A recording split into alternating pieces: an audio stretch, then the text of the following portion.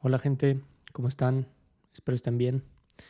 Este video es la continuación el segundo capítulo de El sublime objeto de la ideología, que aquí lo tengo, siempre lo muestro. Muy bonito libro. Vamos a empezar con el segundo capítulo que se llama, aquí lo estoy buscando, pero que se llama La falta en el otro. Es La falta en el otro, que aquí dice segunda parte, de hecho.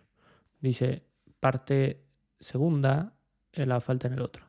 Y bueno, básicamente aquí tengo mis notas.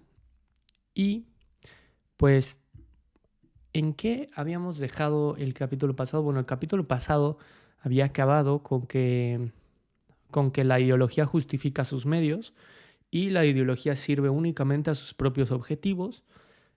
Después de pasar del síntoma al síntoma o síntome, como lo define Zizek, en este capítulo va a introducir conceptos muy interesantes, muy psicoanalíticos, muy lacanianos.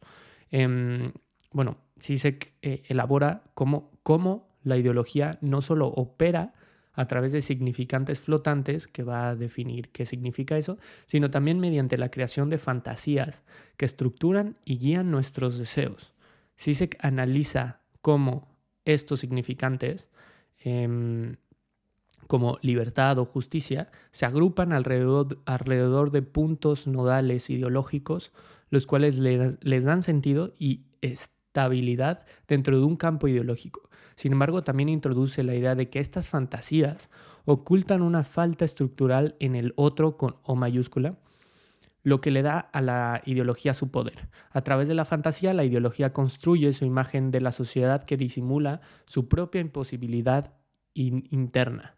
La crítica de Zizek va más allá de los análisis tradicionales de la ideología. Propone que debemos atravesar la fantasía para entender cómo la sociedad misma está estructurada por una contradicción fundamental. Esa es básicamente, pues, digamos, mi introducción hasta cierto punto de este capítulo. Pero bueno, empezamos con el primer capítulo, digamos, no digo el segundo capítulo, pero con el subcapítulo, digamos, de identidad. Y lo llama, se dice que el colchón ideológico. Dice que, básicamente aquí enseña, y muestra de cierta manera que los significantes flotantes son un cúmulo de elementos protoideológicos que se estructuran gracias a un punto nodal que los acolcha. Detiene su deslizamiento y fija su significado. Entonces, básicamente dice que el espacio ideológico está hecho de elementos sin ligar, significantes flotantes, cuya identidad está abierta, sobredeterminada por la articulación de los mismos en una cadena con otros elementos. Si acolchonamos los significantes flotantes, dice, mediante, por ejemplo, comunismo, lucha de clases, etc., confiere significación precisa y fija a todos los demás elementos. O sea, ¿a qué se refiere? Pues básicamente que lo que está en juego en la lucha ideológica es cuál de estos puntos nodales totalizará. Hoy, por ejemplo, la apuesta de la lucha entre neoconservadurismo y socialdemocracia es libertad, por ejemplo. Entonces dice, de este modo, cada uno de los elementos de un campo ideológico determinado forma parte de una serie de equivalencias. Su plus metafórico, mediante el cual se conecta con todos los demás elementos, determina retroactivamente su identidad. Pero ese encadenamiento es posible solo a condición de un cierto significante, entre comillas, el uno con U mayúscula, el uno lacaniano, acolche todo el campo y al englobarlo efectúe la identidad de este.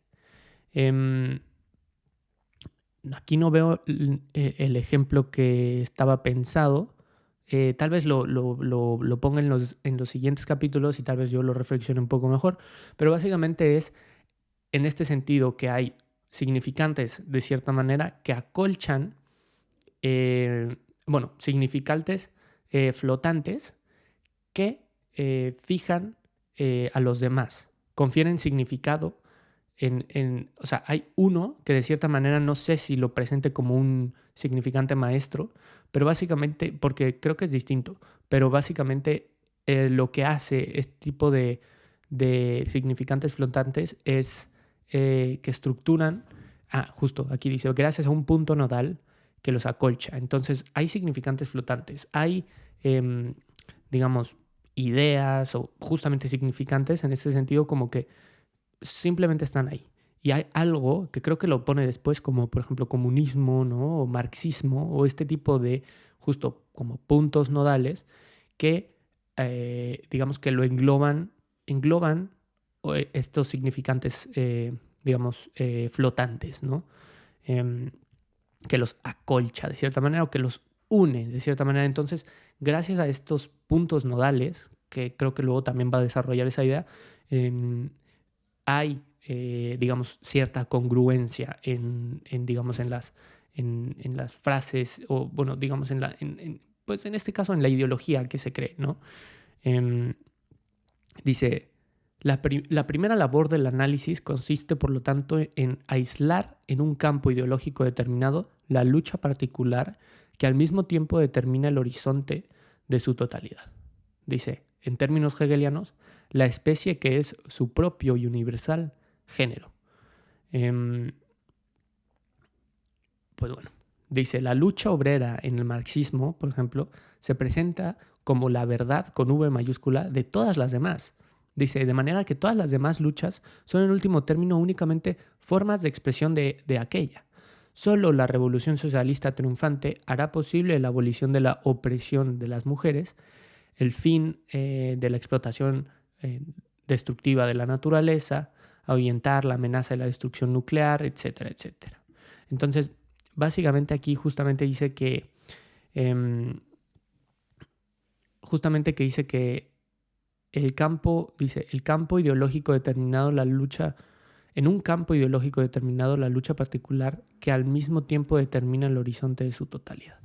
Dice, pues justamente es básicamente esto, ¿no? Que, por ejemplo, una lucha, por ejemplo, particular, ¿no? Que se presenta como verdad, que es en este caso la obrera, como ponen de ejemplo, gracias a esta, como que se estructuran todas las demás. Entonces, esta justamente se presenta como la lucha, ¿no? Como la verdad, como pone Zizek, ¿no? En donde justamente las demás se estructuran y así únicamente la abolición, bueno, la lucha obrera en este caso, ¿no? O la revolución obrera, o como quieran llamarlo, va a tener como de cierta manera un efecto dominó con las demás revoluciones que existen hoy en día.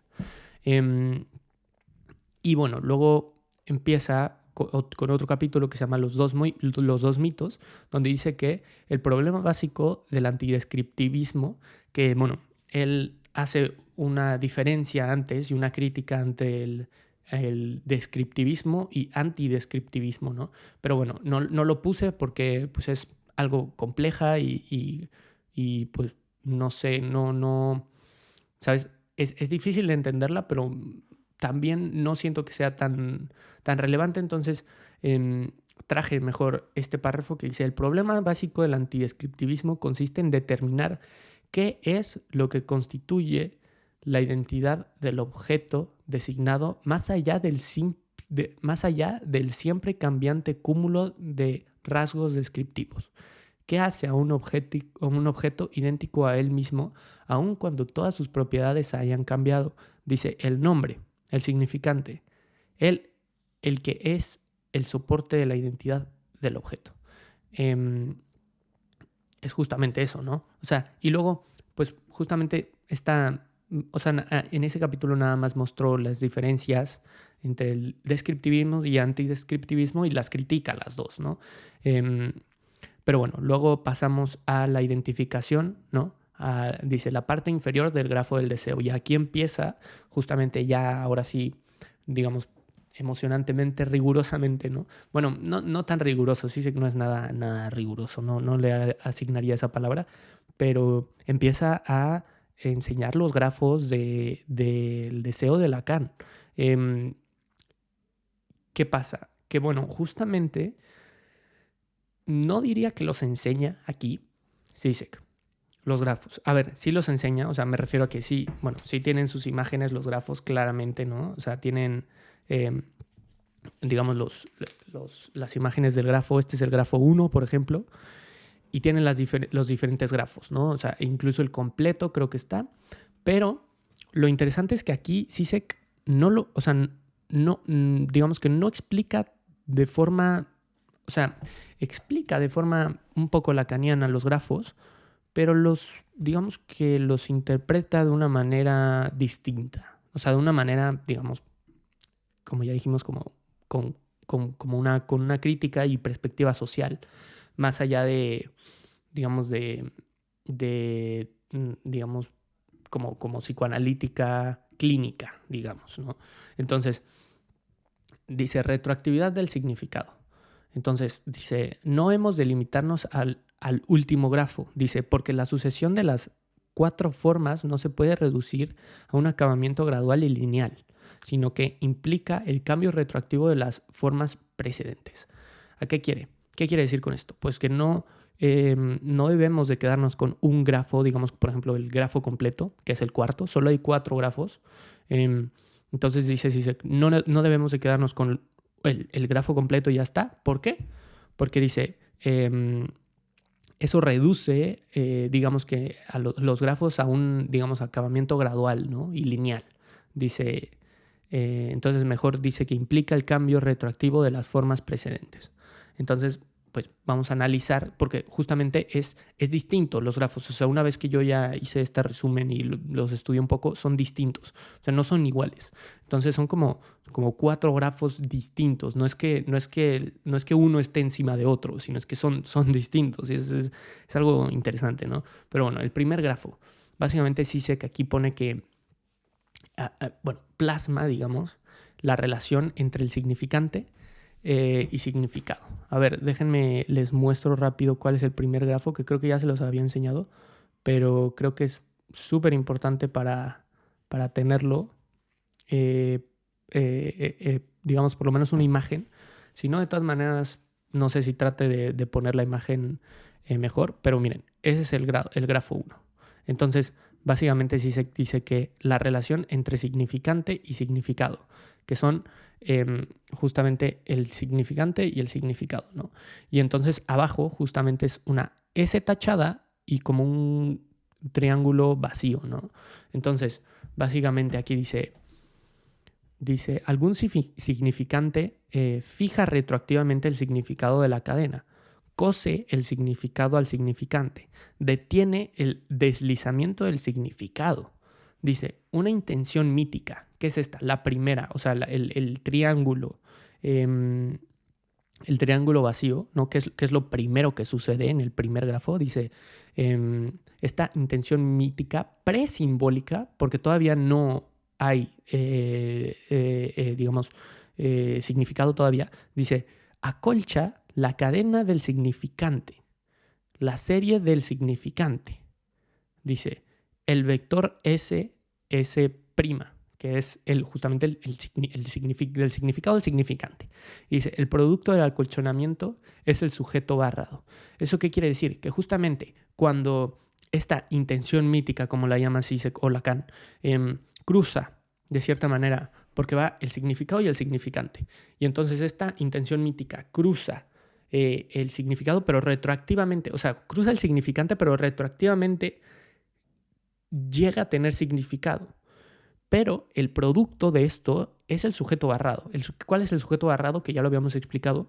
El sujeto con la falta constitutiva. Entonces dice Zizek, en el espacio ideológico, bueno, cuando va pasando por el grafo 1, ¿no? Dice, en el espacio ideológico flotan, de cierta manera, significantes como libertad, Estado, justicia, paz, entonces, etc. Y dice, y entonces la cadena de estos se complementa con algún significante amo, que es el que digo, significante maestro, ¿no? Que es comunismo. Él puso como comunismo de ejemplo, que retroactivamente determina el significado comunista de aquellos. Entonces, así entonces decimos que, por ejemplo, la libertad es real únicamente mediante la superación de la libertad formal burguesa, que es meramente una forma de esclavitud, y así sucesivamente. Así con todos los los significantes flotantes como libertad, estado, justicia. Entonces, todos estos significantes flotantes, ¿no? Que son, bueno, hasta cierto punto significantes, con palabras, se estructuran gracias a un significante maestro. Entonces, este significante maestro puede ser liberalismo, neoliberalismo, comunismo, socialismo, etcétera, etcétera. Entonces, pues justamente en la ideología pues funciona así. Entonces, este significante maestro estructura a los demás para que tengan retroactivamente sentido gracias a este significante maestro, ¿no? Seguimos, el segundo grafo. Ese fue el primer grafo. Básicamente fue un, digamos, un análisis, les digo, digamos, orientado a la ideología, ¿no? En términos un poco más sociales, un poco más generales, ¿no? Porque esto no puede ser, esto no es, por ejemplo, digamos, psicoanálisis lacaniano clínico, ¿no? O sea, por supuesto que no. O sea, aquí hay una interpretación claramente, digamos, ideológica, pero también, o sea, pues sí, una crítica a la ideología, de cierta manera, que hace Zizek. Este es el segundo grafo. El segundo grafo es básicamente el significante, ahí lo vemos, y tiene como producto aquí la voz. La voz. ¿Por qué? Porque dice Zizek que la voz es como el producto, o bueno, una materialización que sobra, ¿no? Bueno, lo dice Lacan. Y bueno, tenemos aquí justamente como inicio el sujeto barrado, que va hacia el gran otro, que justamente de cierta manera retroactivamente cobra significado y lo produce, creo que es la identificación, identificación simbólica. Miren, en vez de tener la intención mítica inicial, como vimos en el primer grafo, y el sujeto barrado como producto, que es el producto, pues sí, el producto al atravesar la cadena significante, como vimos, tenemos al sujeto barrado como digamos, como inicio, ¿no? Que perfora la cadena significante y el producto es IO mayúscula.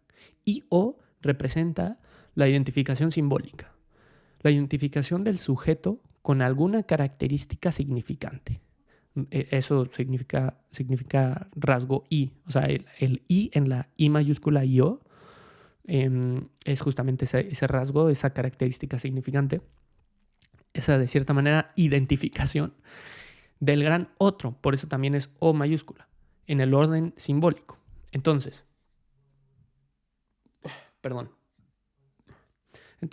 dice diferencia. Entonces aquí sí sé que empieza a explicar la diferencia entre identificación imaginaria e identificación simbólica. Dice, entre el yo ideal y el ideal del yo. O sea, ¿a qué se refiere? Que justamente el yo ideal es la identificación imaginaria y el ideal del yo es la identificación simbólica. Y aquí los puse para explicarlo mejor. La identificación imaginaria es I minúscula o minúscula, o sea, todo minúsculo, I o. La identificación con la imagen en la que nos percibimos amables, buenos, etc. Lo que nos gustaría ser. Entonces, la identificación imaginaria es lo que nos gustaría ser. Es siempre una identificación en nombre de una cierta mirada en el otro. Nos identificamos con la imagen del otro en la medida en que somos como él. ¿Qué tiene diferencia la otra identificación simbólica? Pues bueno, justamente la identificación simbólica, que ahora es I mayúscula o mayúscula, es el lugar desde el que nos observan. El lugar desde el que nos observan. Desde el que nos miramos de modo que nos resultamos amables, dignos de amor, etc. Nos identificamos con el otro precisamente en un punto en el que es aquí dice inimitable, ¿no? En el punto que elude la similitud. Entonces, básicamente, para Zizek, tenemos que pasar desde el IO, o sea, desde la identificación imaginaria a la identificación simbólica. Dice, la identificación imaginaria siempre está subordinada a la identificación simbólica. Es el punto desde el que somos observados la que domina y determina la imagen la forma imaginaria en la que nos resultamos amables. Y yo concuerdo con él. Es de cierta manera la propuesta lacaniana de toda la vida, ¿no? O sea, que justamente el otro, ¿no? El otro, el gran otro, de cierta manera, es el que estructura toda nuestra, hasta cierto punto, nuestra forma de vernos a nosotros mismos en el mundo. Entonces es precisamente por lo cual dice Zizek que justamente nuestra identificación imaginaria siempre está subordinada a la identificación simbólica. O sea, el punto justamente desde el que nos somos observados es la que domina y determina la imagen que tenemos de nosotros mismos. Pero bueno, y luego dice, el análisis de la ideología ha de dirigir su atención a los puntos en los que los nombres que significan características descriptivas reales funcionan ya como designantes rígidos. ¿A qué se refiere con esos dos designantes rígidos? Pues justamente estos designantes que de cierta manera no se mueven del todo, ¿no? Y bueno, ahora empieza con otro capítulo que dice que va más allá de la identificación, parte superior del grafo del deseo. Y empieza con el grafo 3, porque justamente es raro porque dividen los grafos 1 y 2 en parte inferior y 3 y 4 en parte superior, una cosa así. Pero bueno, el grafo 3 es bastante parecido al grafo completo, pero un poco distinto. A ver, este es el grafo 3. Entonces, el grafo 3, ven que ahí dice Chevu, está en francés.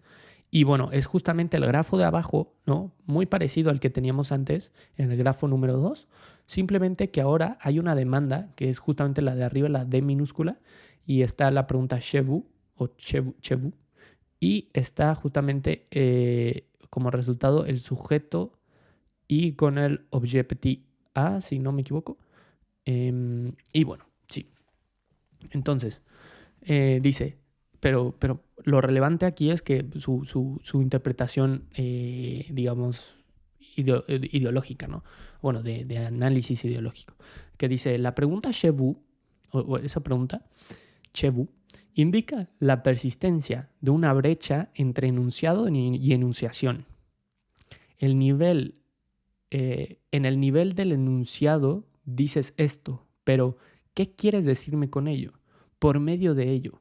¿Por qué soy lo que tú, el gran otro, dices que soy? Bueno, esa pregunta va aparte, pero pues justamente es eso. O sea, es como de cierta manera, hay alguien que te dice algo en un enunciado, pero dices, ¿qué quiere? O sea, tus intenciones van más allá. O sea, como que uno percibe que las intenciones de lo que alguien puede llegar a decir van más allá de lo que dicen. Es decir, hay algo que justamente que sale, ¿no? De cierta manera. Y es precisamente esta pregunta, ¿no? Esta brecha, la que quiere mostrar Lacan con su pregunta de Chevu.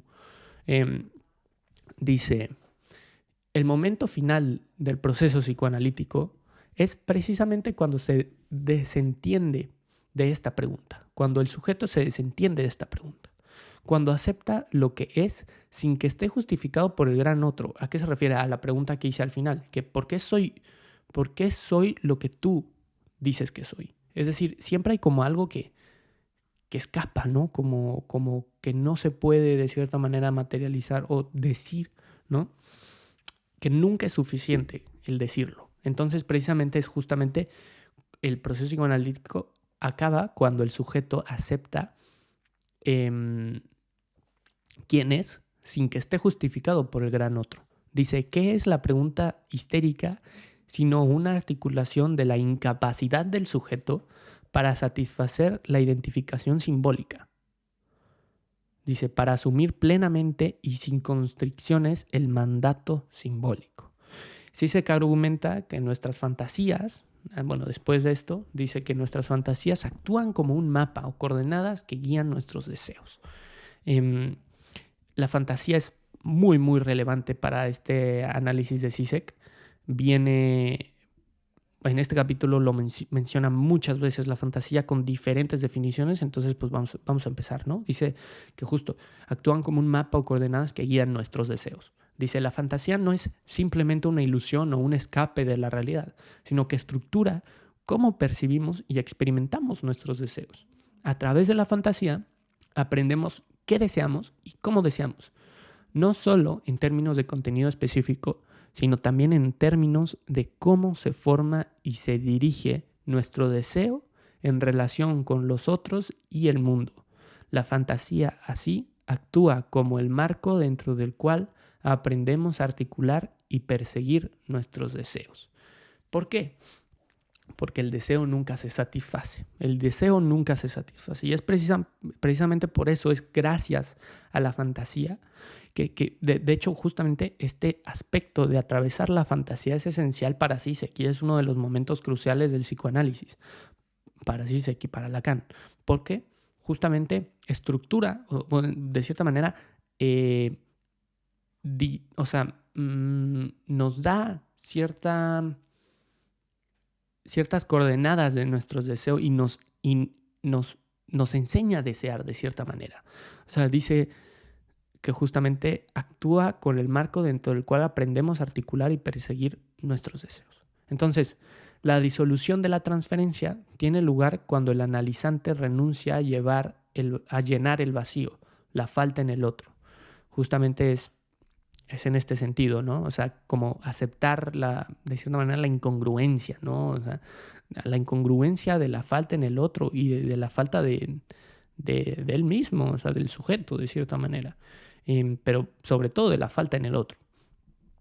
Y no menciona tanto la falta en el otro como hubiera querido yo, pero sí se me hace muy relevante.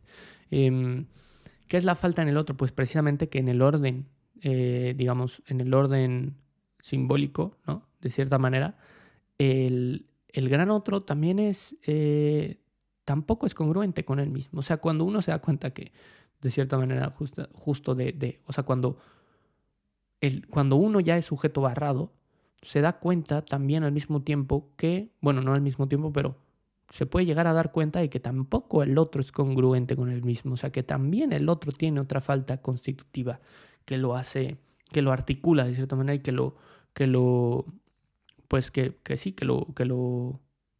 hace que exista, digamos, el gran otro.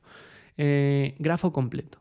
Se divide en el nivel del significado y el nivel del goce. Entonces, justamente creo que esa fue la división que quiso decirnos Zizek con su división de capítulos entre el primer, segundo grafo y tercer y cuarto grafo. Este es el grafo completo. Entonces, ya ven, está un poco más estructurado. Ya no está la pregunta de Shebu, ¿no?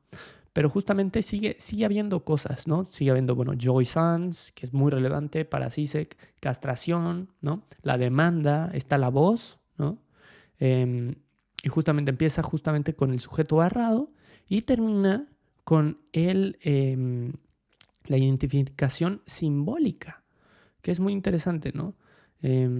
Y pues bueno, ese es el grafo completo. No lo explica de cierta manera tan detalladamente como me hubiera gustado, sino que justamente tiene su interpretación para fines, digamos, de crítica de la ideología. Pero bueno, si no, luego, porque justamente estaba pensando esto, si no, luego haré, si quieren, otro video explicando el grafo de una manera un poco más clínica, psicoanalítica, ¿no? O sea, porque he leído otros libros, que creo que se llama, no sé si era el libro de psicoanálisis en el siglo XXI o aforismos lacanianos, pero en uno de esos dos libros, creo que era psicoanálisis en el siglo XXI, y sale el grafo completo y sale explicado por psicoanalistas, o sea, por otros psicoanalistas, lo cual me lo dejó mucho más claro ese libro. Pero bueno, básicamente en este grafo completo dice Zizek que la función de la fantasía justamente consiste en llenar la apertura en el otro. O sea, ven que estábamos hablando de la falta en el otro, pues bueno, esa apertura, la función de la fantasía consiste en llenarlo, en cubrir su incongruencia. Al crear una fantasía, encubrimos esta apertura en el otro. Al crear una fantasía, encubrimos, de cierta manera, esta apertura en el otro, que está estructurada por el trauma de lo que no puede ser dicho o representado, lo que Lacan llama lo real.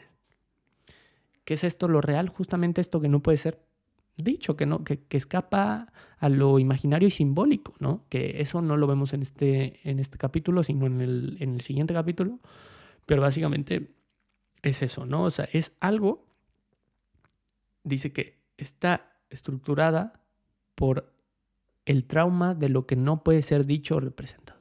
De esta manera, dice, la fantasía no solo organiza el deseo, o sea, como ya habíamos dicho, ¿no? Que nos enseña a desear. No solo organiza el deseo, sino que lo contextualiza dentro de una estructura simbólica que nos ayuda a lidiar con lo incompleto y lo traumático del otro. Pues es muy bonito, de cierta manera, oír esto, ¿no? Y sobre todo de Zizek, ¿no? De Lacan. Me gustó esa frase, ¿no? No solo organiza el deseo, sino que lo contextualiza dentro de una estructura simbólica que nos ayuda a lidiar, ¿eh? O sea, no lo resuelve, nos ayuda a lidiar con lo incompleto y lo traumático del otro. Entonces, estos que dicen como de hay una cura, ¿no? De cierta manera, a mí se me hace muy raro ese tipo de palabras, ¿no? Pero bueno, justamente es como una ayuda, ¿no? A lidiar con esta incongruencia del otro.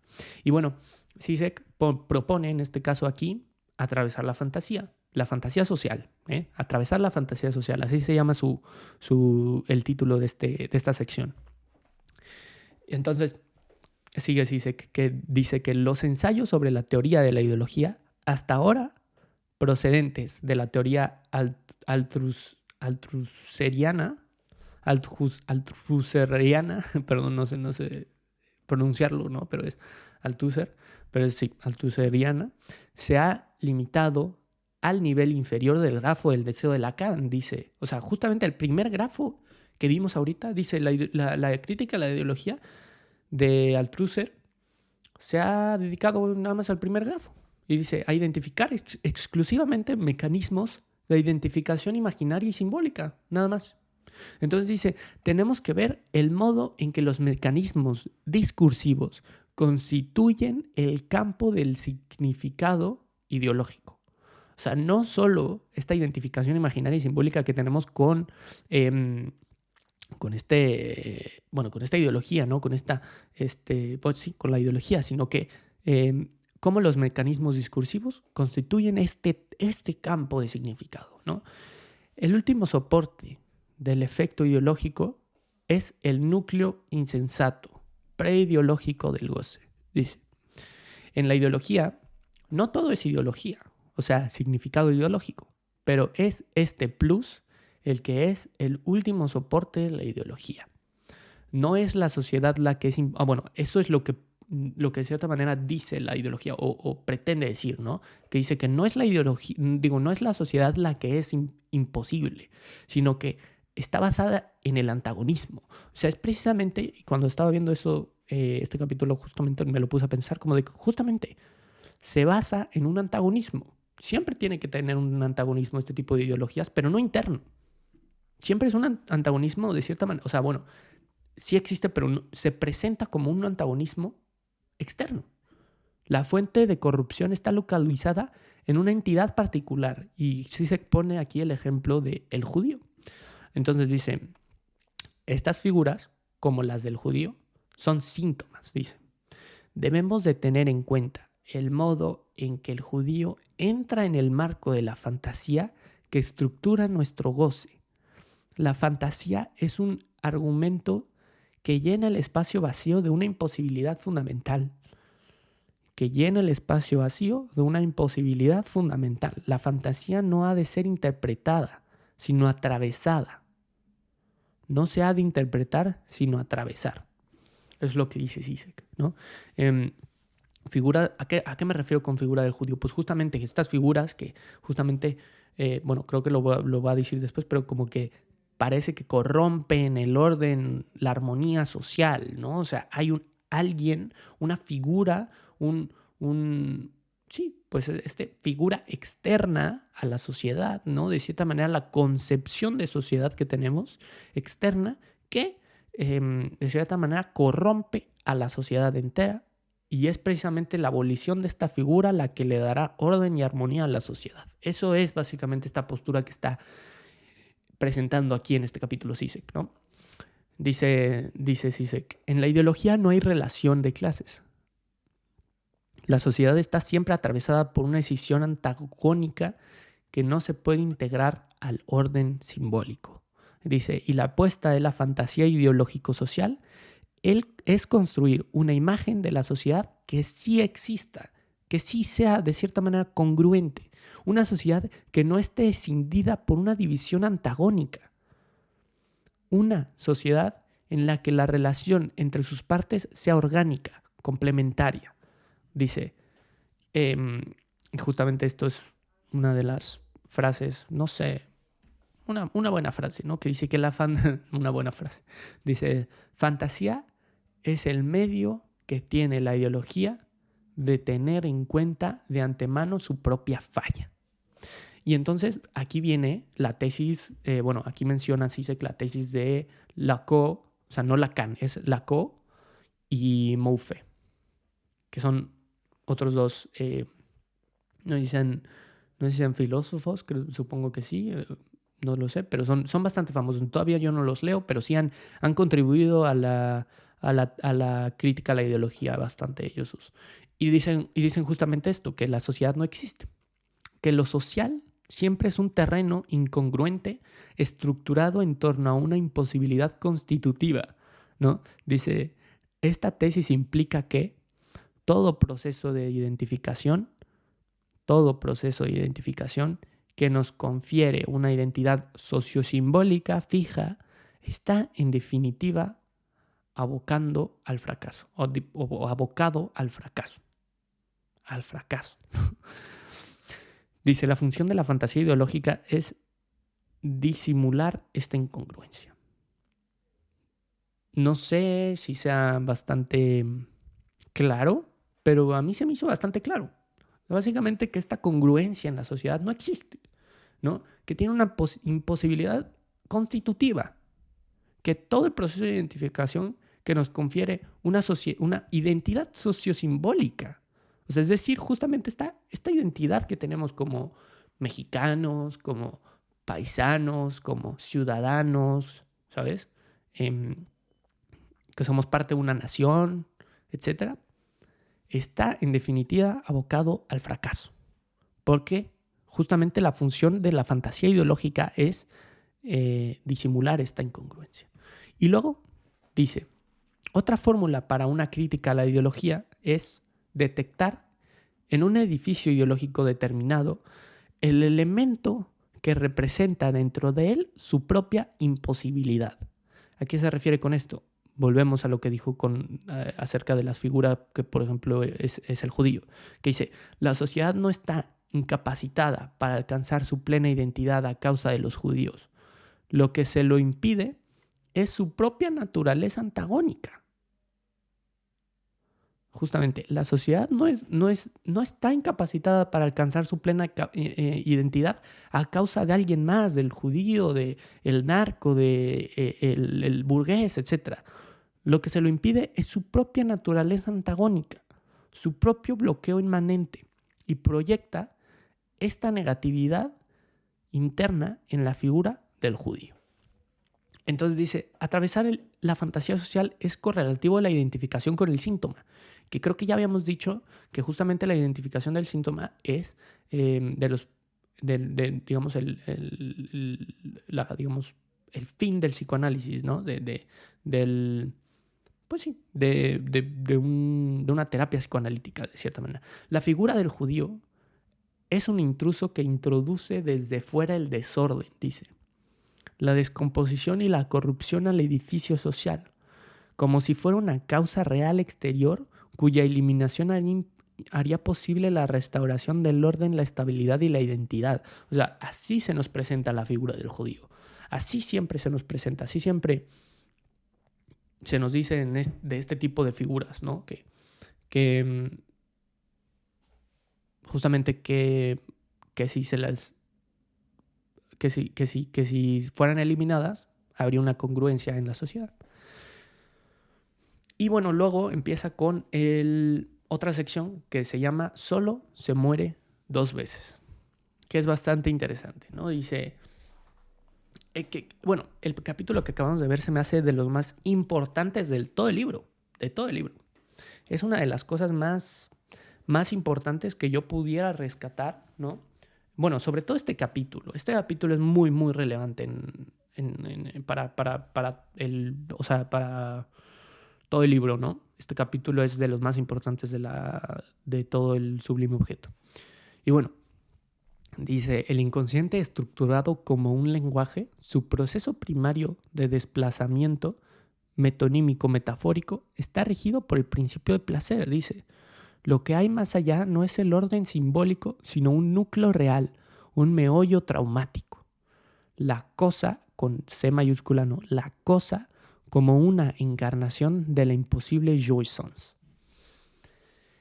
Dice, el orden simbólico lucha por un equilibrio homeostático, pero hay en su núcleo, en su centro mismo, un elemento extraño, traumático, que no puede ser simbolizado, integrado al orden simbólico, la cosa.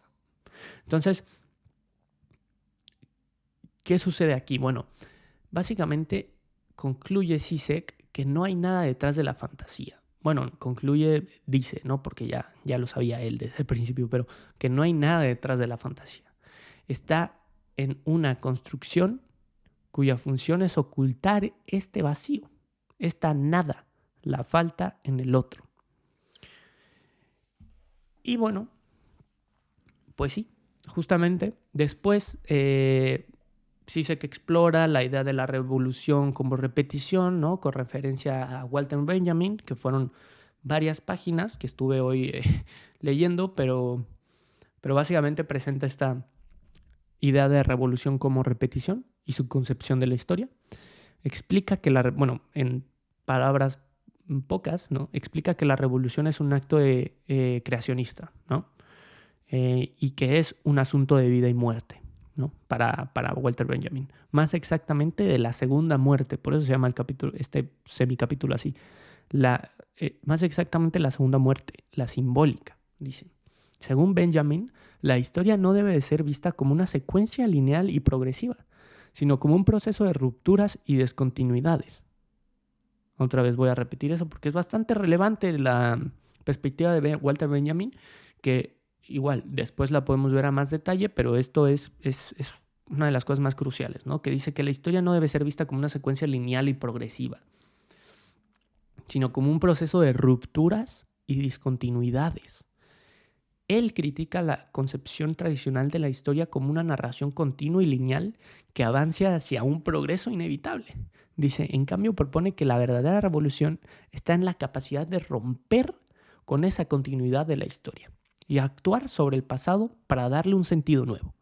Porque el pasado no puede estar más presente que hoy. O sea, el pasado no puede estar más presente. Es lo extraño. Sostenemos el pasado mediante nuestra interpretación del presente, de la que tenemos del pasado. Es precisamente eso por lo que yo, de cierta manera, puedo ver la dimensión del pasado en el presente, ¿no? O sea, la dimensión de presente del pasado en el presente, no sé. Pero sí, es justamente gracias a la interpretación que tenemos hoy por lo que existe este pasado, ¿no?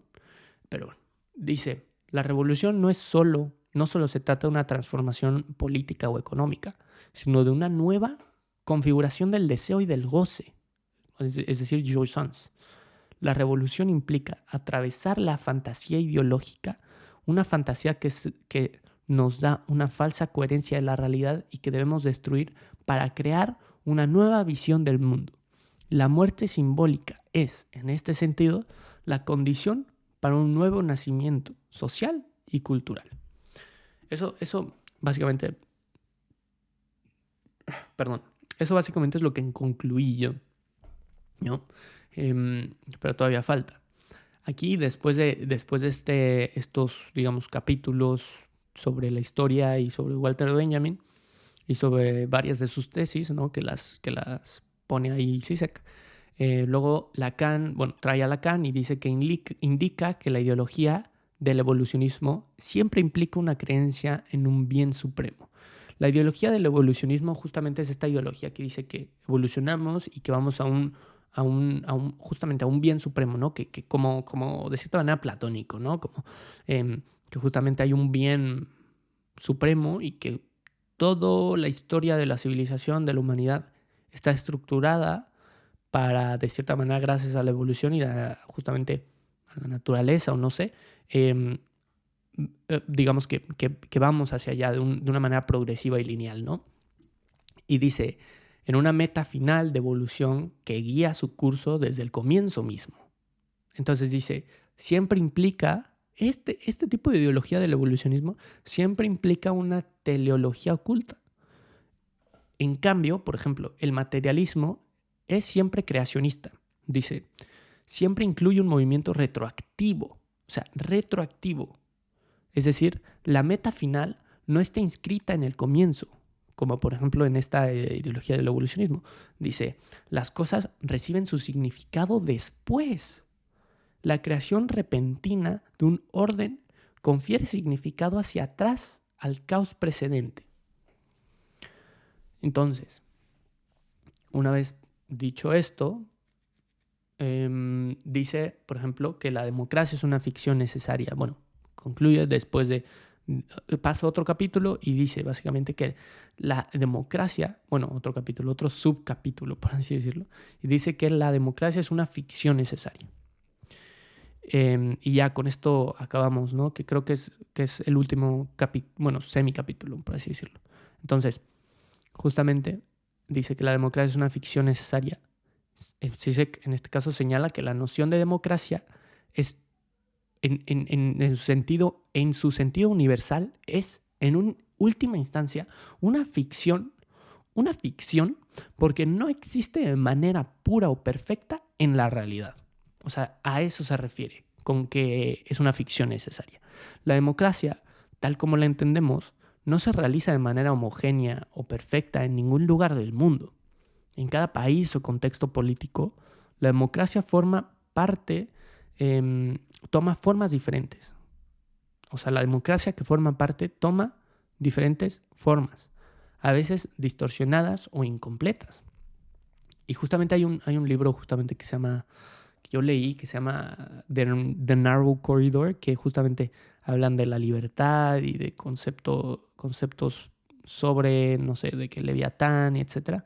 Pero nada como esto, ¿no? Nada como una crítica pura y dura al concepto de libertad, de democracia, ¿no? En este caso democracia. En el libro hablan de libertad, no hablan de democracia, pero pues justamente es una de estas ficciones, ¿no?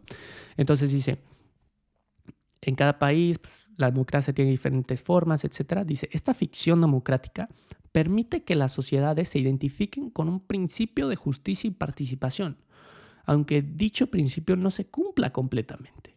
Entonces así la democracia se reproduce simbólicamente, ya que sin esta noción de democracia como un principio universal no podríamos concebir las dinámicas políticas actuales como legítimas.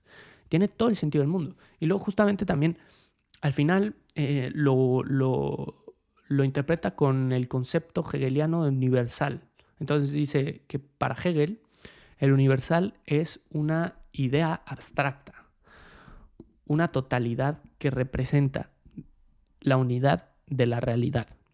En términos prácticos, sin embargo, el universal nunca se da en su totalidad en la realidad concreta, ya que siempre hay excepciones o elementos que no encajan perfectamente con la estructura total. Aunque no se manifiesta plenamente en ninguna parte de la realidad empírica, aunque no se manifiesten plenamente en ninguna parte de la realidad empírica, el universal actúa como un punto de referencia necesario para darle sentido y estructura a la realidad. Es como si la realidad dependiera de este principio abstracto para organizarse, incluso si en la práctica nunca alcanza a cumplirlo plenamente. La ficción del universal le da congruencia simbólica a la realidad, ya que las instituciones, las leyes y los sistemas de valores que construyen las sociedades, que la ficción del universal le da congruencia simbólica a la realidad, ya que las instituciones, las leyes y los sistemas de valores que constituyen la sociedad requieren de un principio universal para funcionar coherentemente. Entonces, como que de cierta manera se estructura gracias a este tipo de ficciones universales, ¿no? O como llama Zizek, ficciones necesarias, ¿no? Sí, ficciones, ¿no? Sí, digamos, estos universales o ficciones universales, o la ficción del universal, ¿no? Y que justamente estructuran nuestra realidad social. Sin embargo, no es del todo congruente, ¿no? O sea, no es del todo congruente y es de cierta manera, pues sí, incongruente, fallida, ¿no? Imposible de cierta manera, como dicen que incluso hay pensadores, como ya dijimos, que piensan que la sociedad no existe, ¿no? O sea, bueno, afirman, ¿no? Y dicen que la sociedad no existe, o sea, tan contundentes son, ¿no? Pero bueno, así acaba este capítulo. La verdad es que es bastante bueno. A mí me gusta mucho. Espero haya sido lo más, digamos, no sé, es que no es fácil tampoco, pero digamos lo más que me pude explicar de la mejor manera, ¿no? Lo más entendible posible. Pero bueno, nada, ya falta nada más el último capítulo, que tal vez lo divida en dos, que se llama El sujeto, que ya es el último. Entonces, básicamente, pues, ¿qué podemos extraer de aquí? Pues, de cierta manera, lo que dije en la introducción, ¿no? Que ya se puede entender un poco mejor, ¿no? Que explora en este capítulo bastante grande, la verdad, y creo que es de los más grandes, sino el más grande, explora cómo la ideología no solo opera a través de significantes flotantes, como ya dijimos, sino también mediante la creación de fantasías que estructuran y guían nuestros deseos. Analiza cómo estos significantes, libertad, justicia, etcétera, se agrupan alrededor de puntos nodales ideológicos, los cuales les dan sentido y estabilidad dentro de un campo ideológico. También introduce la idea de que estas fantasías ocultan una falta estructural en el otro con mayúscula, lo que le da a la ideología su poder. A través de la fantasía o su congruencia, más allá de su poder, su congruencia, ¿no? Al atravesar la fantasía, la ideología construye una imagen de la sociedad que disimula su propia imposibilidad interna. Bueno, justamente Zizek o esta crítica de Zizek va más allá de los análisis tradicionales, ¿no? Proponiendo que debemos justamente atravesar esta fantasía para entender cómo la sociedad misma está estructurada por una contradicción fundamental. Entonces, precisamente es esto, la conclusión, que hay una contradicción fundamental en la sociedad, que básicamente la ideología, ¿qué es lo que hace? La oculta justamente con las fantasías, pero sobre todo con una figura externa que de cierta manera corrompe sí, corrompe a la sociedad. Entonces presenta, ya desde ahí presenta a la sociedad como congruente. Después hace, de cierta manera, construye este tipo de figuras externas, no internas a la sociedad, o sea, la sociedad, la idea de la sociedad la vemos como, pues, como la sociedad, pero estas figuras necesariamente están, digamos, afuera de esta concepción que tenemos de sociedad, que corrompen a la misma sociedad que ya se presenta como congruente y que justamente ese es de cierta manera, este discurso, ¿no? Este discurso de contradicción de cierta manera externa, de esta, digamos, no sé si decirle dualidad, pero pues sí, este tipo de figuras que justamente corrompen. Entonces, la corrupción de cierta manera de la sociedad la presentan exteriormente, no interiormente. Y sí se nos explica que justamente no es así, que justamente es interno a la sociedad, que justamente la concepción misma de sociedad es incongruente.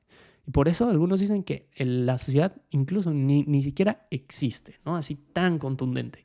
Y pues sí, precisamente es va por esas líneas, ¿no? Va por esas líneas. Y justamente creo que en el siguiente episodio, en el del sujeto, ¿no? En el siguiente capítulo, va a explicar y va a integrar a esta figura del que él lo pone como el judío, va a integrar al judío o esta figura atravesando esa fantasía, ¿no? Bueno, no atravesando la fantasía, pero sobre todo, digamos que va a, digamos, porque dice que esta figura del judío se presenta como síntoma, como un síntoma. O sea, estas figuras estas figuras son síntomas. Entonces, básicamente dice que va a identificarse con su síntoma. O sea, que el sujeto en el psicoanálisis necesita identificarse con su síntoma y entonces precisamente hace eso, identificarse con el síntoma social. Y pues bueno, eso también se me hace pues, una de las conclusiones de este hermoso libro, ¿no? Pero bueno, eso lo veremos en el siguiente capítulo. Entonces espero les haya gustado, espero hayan entendido un poco mejor, ¿no? Que les haya explicado, es demasiada información para 1 hora de explicación, todo un capítulo, o sea, trato de hacer lo mejor que puedo. Dentro de toda la incongruencia de Zizek, no solo no incongruencia, pero de todo ya ven que Zizek es muy, muy característico de esta forma de explicar tan difícil, tan compleja, tan abstracta, ¿no? Incluso. Pero bueno, a mí la verdad es un filósofo y un, digamos, psicoanalista bueno, sí se le puede decir psicoanalista, pero un filósofo y un pensador que me gusta mucho, me fascina lo que hace, su trabajo. Y pues bueno, espero les haya gustado. Y bueno, nos veremos yo creo en el siguiente capítulo, en el siguiente episodio. Pero bueno, cuídense.